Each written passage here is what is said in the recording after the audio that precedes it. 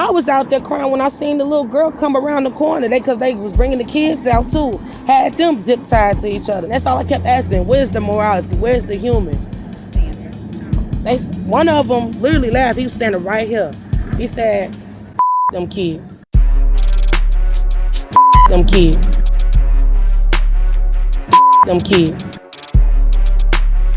You thought I wasn't going to talk about Chicago? What's up, YouTube? Drill Sergeant here. And Donald Trump is in the Epstein files. Donald Trump is a PDF file. Donald Trump is a disgusting, horrible abuser of women and children.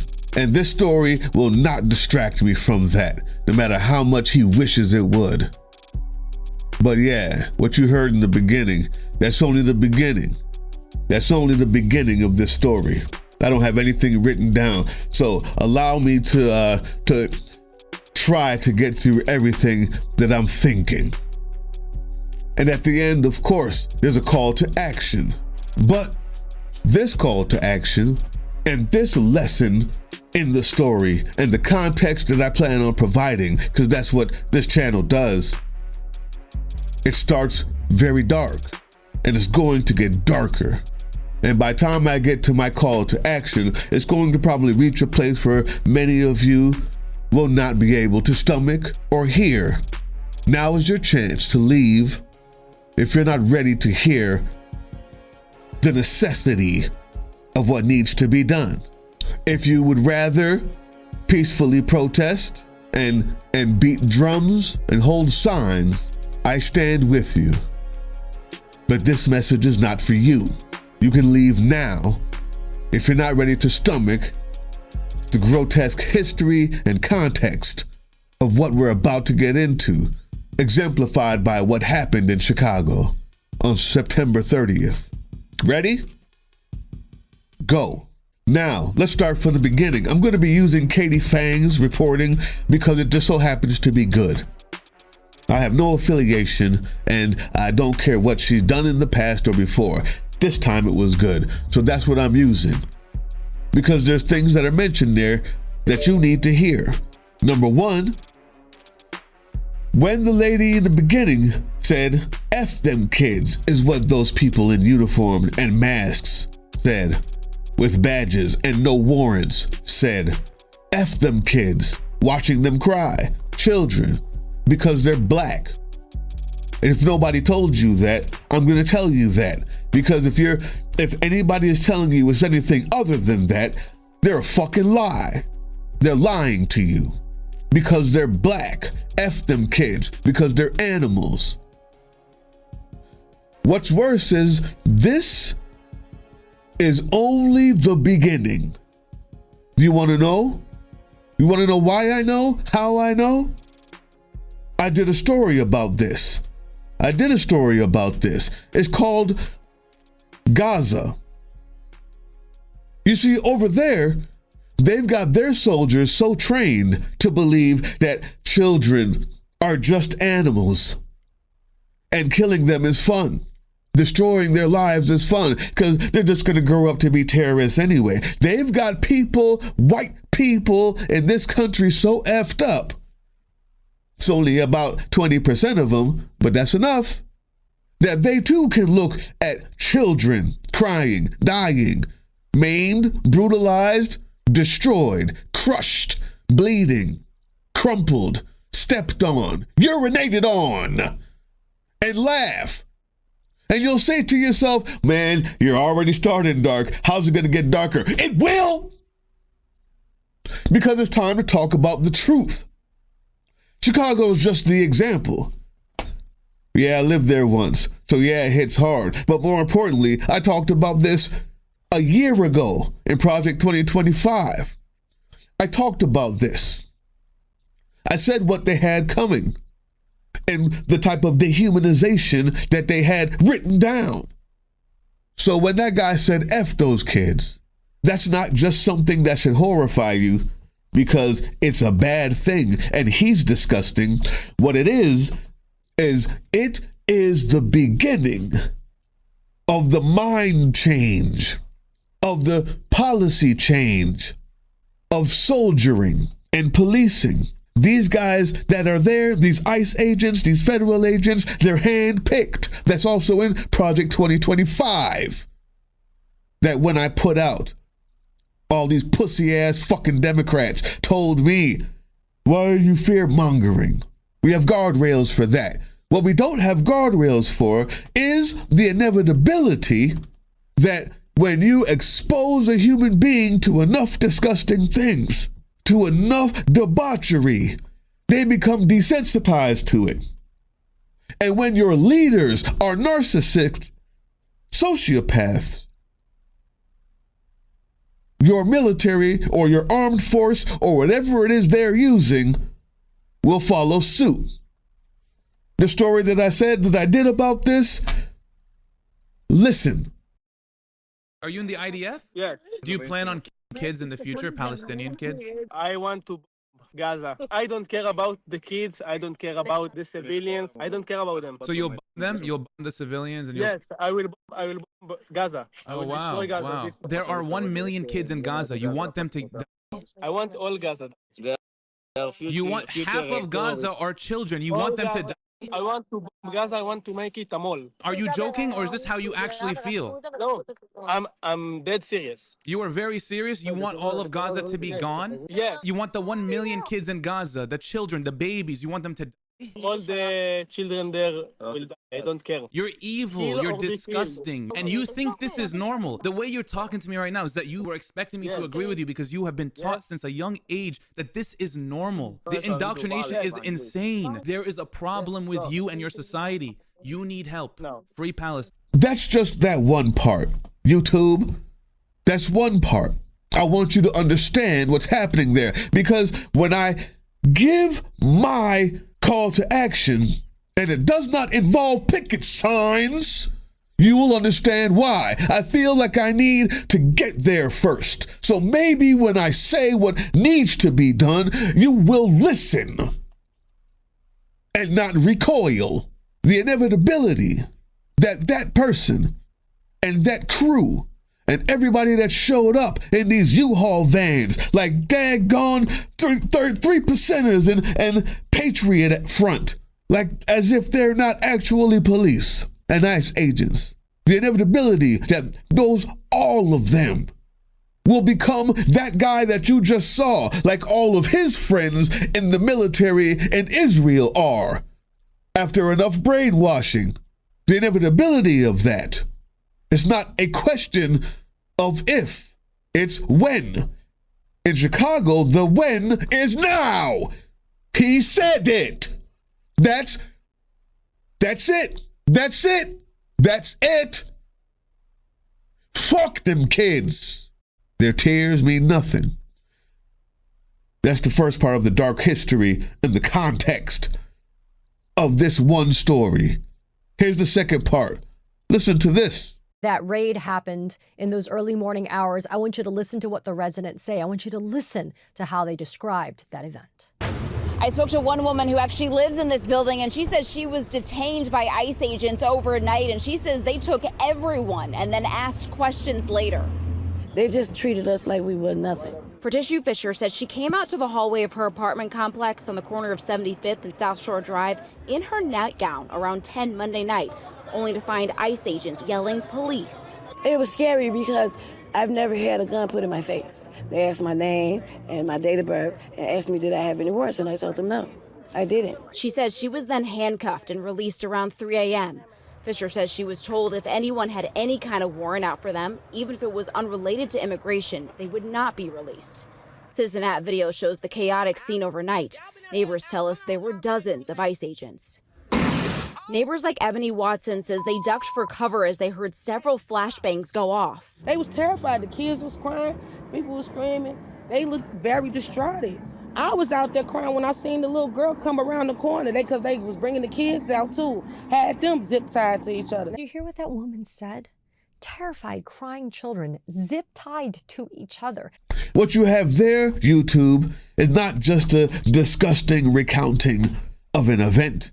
It's not just the overreaching of the law. It's not just illegal acts done by the state against its citizens. What you have there is a repeat of history. I stopped it where I stopped it because I want you to understand the visual of chaining humans together, shackling them, shackling black people together. Children. Does that bring anything to mind? Here's what it looks like. Numbering around 20, arrived in Point Comfort, Virginia, aboard a Dutch ship. This event, though small in scale, set the stage for the systematic enslavement of Africans in the American colonies. So now point two, the context, the dark history is not just slavery. It's not just, yeah, they're treating black people like that, and yeah, we knew it was coming because we're always at the bottom end of that totem pole. More importantly, how it ties back to point one is you do that to people when you're dehumanizing them. You shackle their legs and arms. You shackle them together so they have no individuality. It's things that happen in prison. It's the reason why you're given a number and not a name. All of these things are psychological assaults on the human being. But on the person doing it, it shows you that they have already dehumanized the person.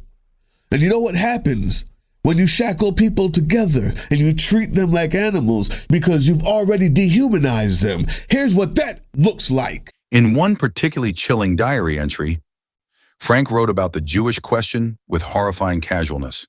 We must annihilate the Jews wherever we find them and whenever it is possible. His own words sealed his fate at Nuremberg, proving beyond doubt his direct involvement in the Holocaust. The diaries also revealed Frank's twisted psychology.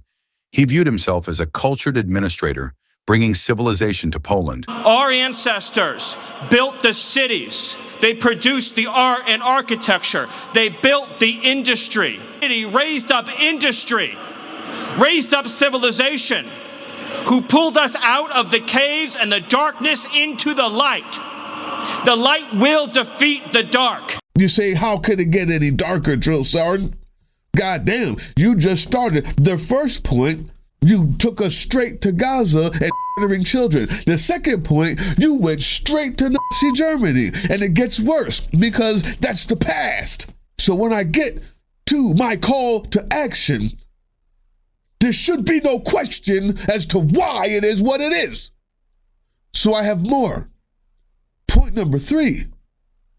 Listen to what she says here in her good reporting. Agents approached or entered nearly every single apartment in that 5-story building, and United States citizens were detained for hours.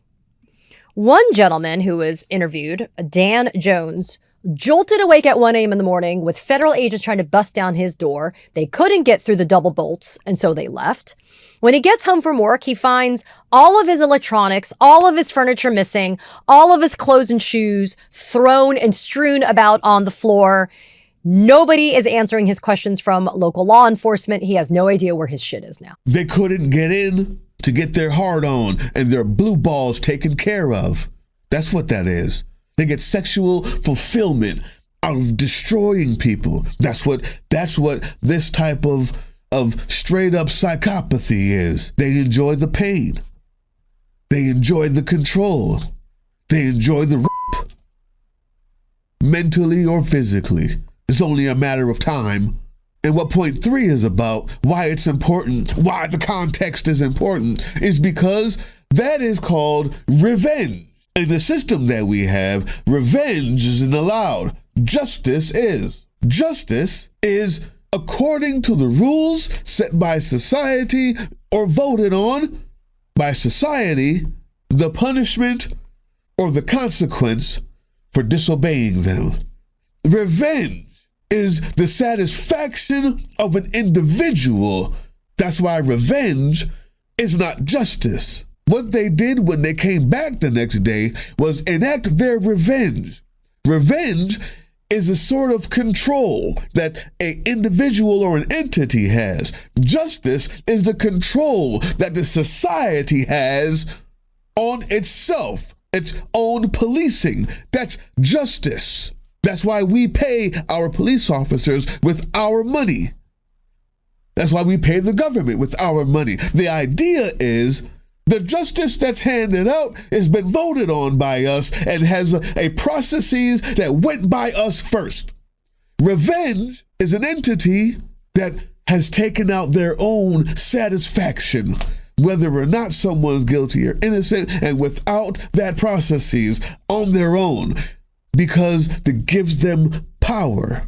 You want to know what that looks like? The woman at the center of one of the most notorious murders in America's civil rights history has died. Carolyn Bryant's accusation led to the killing of 14-year-old Emmett Till in Mississippi in 1955. And nearly 70 years on, there is still no justice. Bryant had said Till came into her store in Money, Mississippi and touched her and insulted her.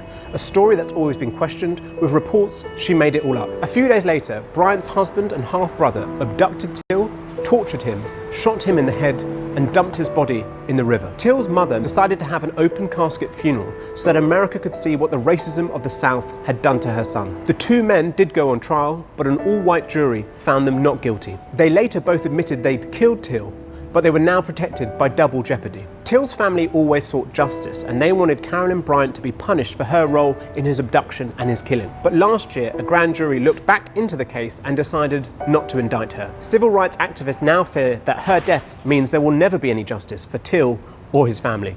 You say, goddamn, Joe Sergeant? But you said it was going to get dark. We're only on point number 3. That's okay, I only have one more. And I almost forgot.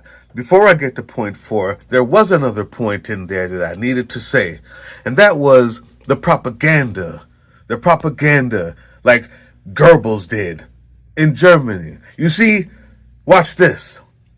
Now, isn't it funny? These 300 federal agents allowed News Nation to tag along and film while they were doing all of this. And this gentleman, this Army veteran who went blind recently said, "My nerves were shook. I was trying to protect myself." That's why they brought those cameras, and it didn't just start with Newsmax cameras. On government websites, right now, you have people of color in chains being sent off to jails and prisons in unnamed countries with no oversight and no humanity. They're put up there on government websites as propaganda, as something to be praised, as celebratory videos with great rock songs in the background. Closing time with soft guitars in the background, like Goebbels used to have when he would show on movie screens the abominations that the soldiers would do, put in the light of bravery. And look at how good we're doing on the war front. They've been doing that. They have an entire media system. Newsmax was there. They invited them so that they could promote it like a big time Avengers movie. That's how that 20% grows to 30% and it becomes normal.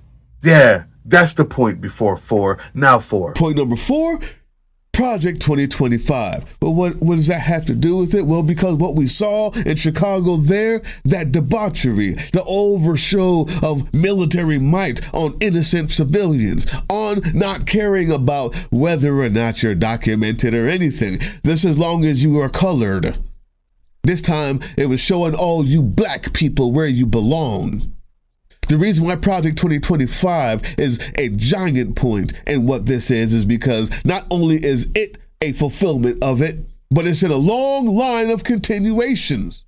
Since all the rest of them have come true, I have to prove it to you. The Conservative Promise lays out how to use many of these tools, including how to fire supposedly unfireable federal bureaucrats, how to shutter wasteful and corrupt bureaus and offices, how to muzzle woke propaganda at every level of government. Think about this, how to muzzle woke propaganda. And I remind you that woke still has no definitive and objective meaning.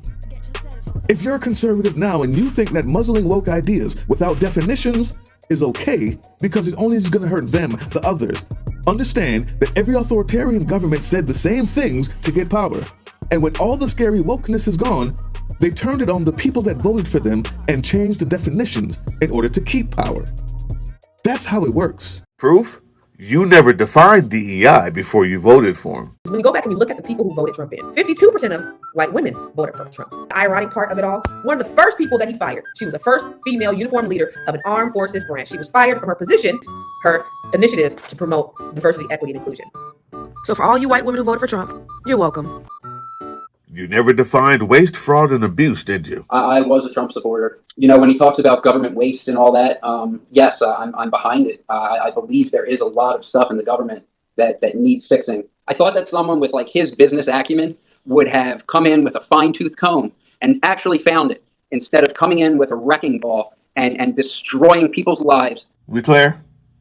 When I showed the generals having to gather and give an oath to their king, to their new emperor, Lord God, as opposed to their constitution, we saw our version of that a few days ago, didn't we? As you have seen, and the media has obsessed over, I have fired a number of senior officers since taking over. The previous chairman, other members of the Joint Chiefs, combatant commanders, and other commanders. We all serve at the pleasure of the president. We all serve at the pleasure of the president. Thank you very much, Pete. Great job you're doing, too. Fantastic job. I've never walked into a room so silent before. This is very... Don't laugh. You're not allowed to do that. You know what? Just have a good time. And if you want to applaud, you applaud. And if you want to do anything you want, you can do anything you want. And if you don't like what I'm saying, you can leave the room. Of course, there goes your rank. There goes your future. If you don't like what I'm saying, you can leave the room.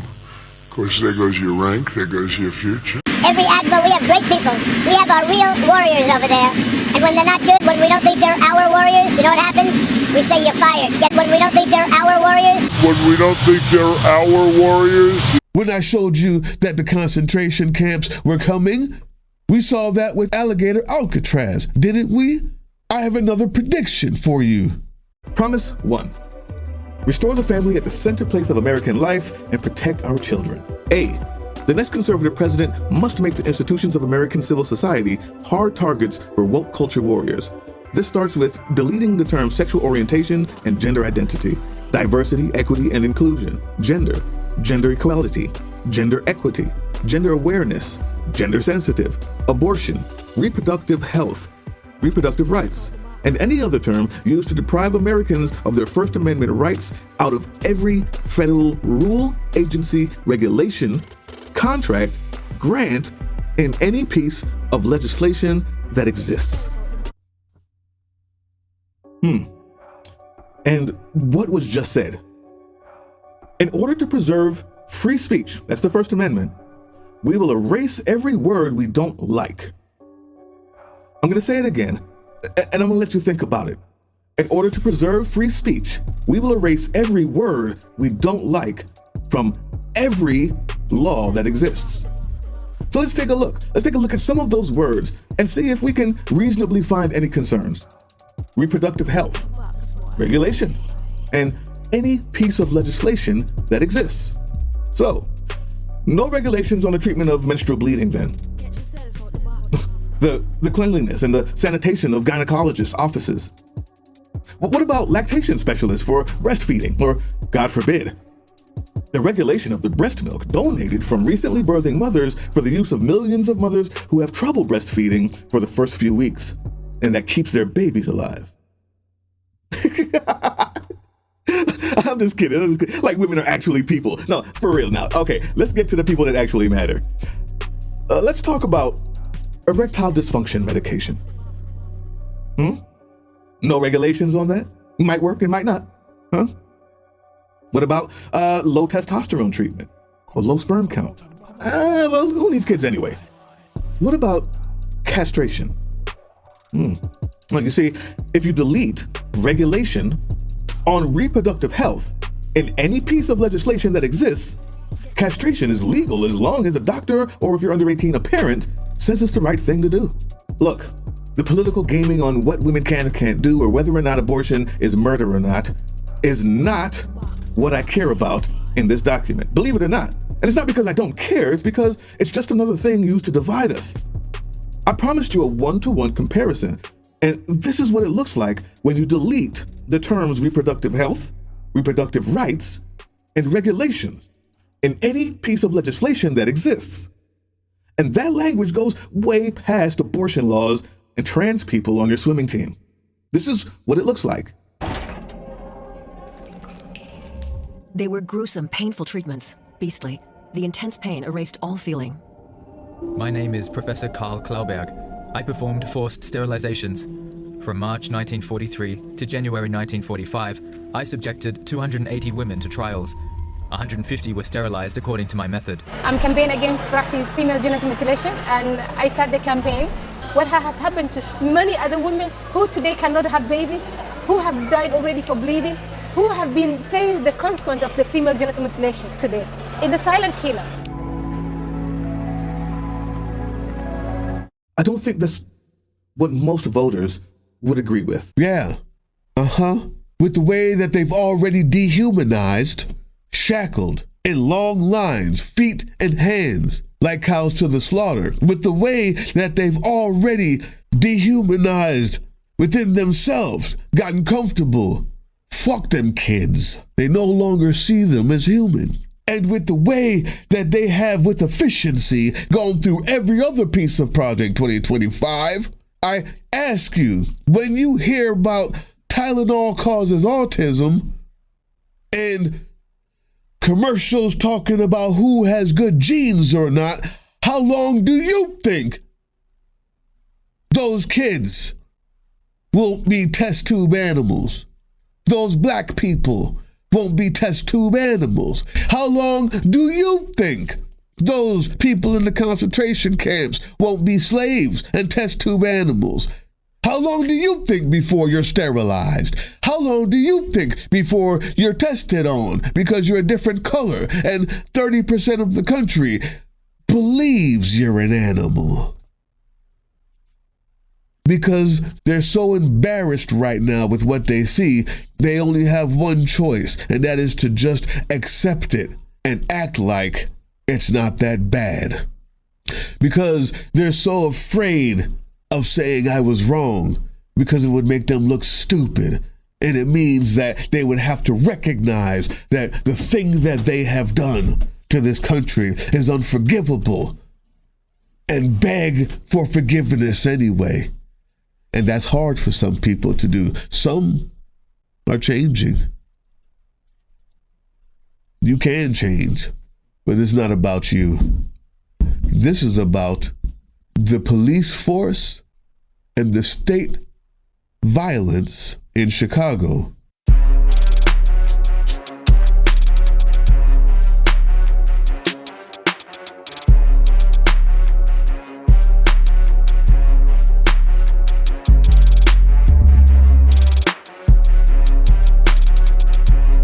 Now that you know that you are not human to them, and now that you know that they will do to you what they did in Gaza with those same people, you heard their words. And not only do you know that one time we know what it's like, we knew what it's like, we still have it in our genes, that memory of humiliation of being shackled and chained together and seen as animals and only of use in service to others. And you've seen in point 3 that revenge is now on the table and legal, so justice is nullified. The next time I hear someone say, well, definitely peacefully we're gonna do that, I say, you're a fucking idiot if you do. You see, those same gangs that they love to talk about in Chicago, let me give you a history on it. There were chapters of the Black Panthers and other organizations that I will not name that ended up trickling down into what was called the Peace Stones. Those people found criminal enterprise as the only way to make money to buy the weapons they needed to police their communities. Because of racism, overt and covert, because of systemic racism, the jobs left. The dehumanization continued. And the peace tones and a few others I will not mention broke down into some of the gangs that are there now that have lost their way and have just become criminal enterprises. I'm not an idiot, I know that. But you now have a chance to take back your namesakes. You don't like that? Turn it off. Hey gangs, it's time to pick up the mantle by which you were designed. What do you think when you hear about the history of gangs and the impact they had on the community? Well, to my knowledge, I think that, from our culture, the Crips and Bloods started out as a Black Panther movement or came right after the Black Panther movement. So I think that it was to protect the community. Yes, I said it. You see, Larry Hoover, who started the Gangster Disciples, you would be surprised how many people loved him because what he was trying to do was in a desperate situation with no looking away or out or back in. He found a way to police his community and the police couldn't fuck with them. They were scared. They didn't come there. And that power bred what we see now. I know what it is. I'm not trying to tell you it's not that. You seem to think that I care. When gangs sponsored by the state, I don't care about the other ones in the streets. Fight back. The push continues tonight to free Larry Hoover. The former gang leader was convicted of running his gang operation in the 90s while he was behind bars for murder in 1973. Yesterday, President Donald Trump commuted his federal sentence. Now, why do you think he did that, GDs? Will you allow that to buy you? Or will you reclaim your namesake, police your own community? We weren't interested in being social workers dealing with all the bad things that they were involved in. We were interested in teaching that leadership to do positive things out in the community. Our main goal at the beginning was to diffuse the violence, begin some positive alternatives, and to accept the reality of the organized structure that the gangs have and try to direct it in a positive and constructive way. And obviously that became very controversial. Divert your leadership skills to that of powerful freedom fighters. Turn your people into saviors rather than what these folks want to say, that you need to be saved. Fight back! Because you don't have the state's resources, but what you do have is knowledge of the territory, of the buildings, of the streets, of the best corners. They're dropping out of Black Hawk helicopters. I bet you there's some holes in the walls of some of those neighborhoods that you've already crawled through. You know where those are. They don't. Use it now. You see, protest, civil disobedience, the picket signs, all of that is necessary. That's not what you're dealing with now in Chicago. Now it's self-defense. There's no warrant. They stole from you, sir, in a vengeant rage. They violated your child, ma'am. Dehumanization, systemic, and laughed at. And what comes next, you don't want to see. I've seen it. If you don't want that to happen to you, I'd say, hey, gangster disciples, vice lords, huh? Sup, Latin kings, where you at? Take back your namesake. Use it for something. Find out why you were invented in the first place. Be the security. Stand on the roof. If nobody's doing anything illegal to you, nobody should have any worries about that. Everywhere else you can pick it. Before you touch my daughter again, and you chain my people again, and you bring your state-sponsored gang to break my windows again and flood my streets again. And before you do something worse to my kids, because I know y'all are nasty like that. That's why I ain't seen no Epstein files yet. How many of them handcuffed black girls did you look at while laughing and say, fuck that? In which way did you mean that word, sir? It's only a matter of time. I've seen it. I know it. I know it well. And I, for one, would do anything to avoid it. When justice can be had, then we can have it.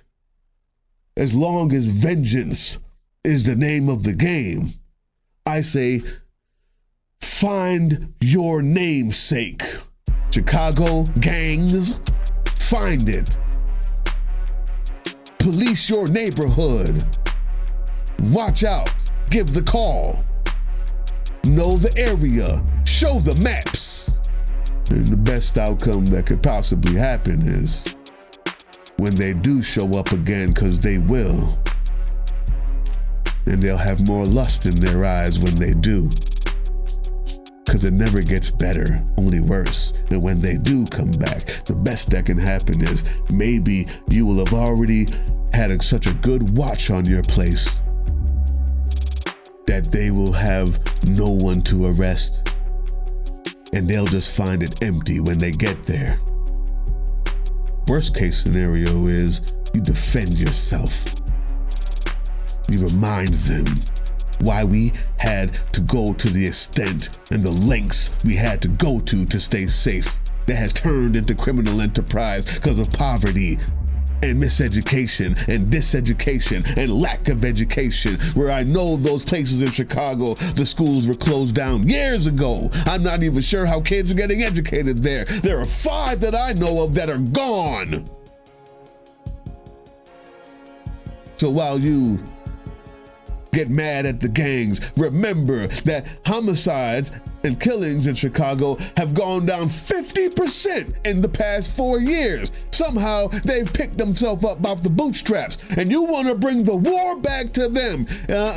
No, we don't have a Department of War in Chicago. You guys get together. Hey, GDs, VLs, all the rest of you that I don't even know the names of anymore, all of you, why don't we get together and have a purpose this time? Say, we're going to police our communities. And when the threat is gone, you can get back to what you're doing. I can speak specifically, especially when it comes to the gang culture in Chicago. I feel like the dudes that raised us, they gave us certain amounts of laws, wisdom, stuff that just moral conduct. In the streets, you know what I'm saying? This is too far. You ain't if you do this, that's a violation, and you gonna pay for it. And I don't think we in my generation, when it came to the Chicago culture, really sat down and took that time. You gotta take time with these youngins, man. You gotta be consistent. You gotta be consistent. So allow me to be the one. Excuse me for speaking out of turn, King. I apologize. I haven't been there in a long time. I'm probably not coming back there.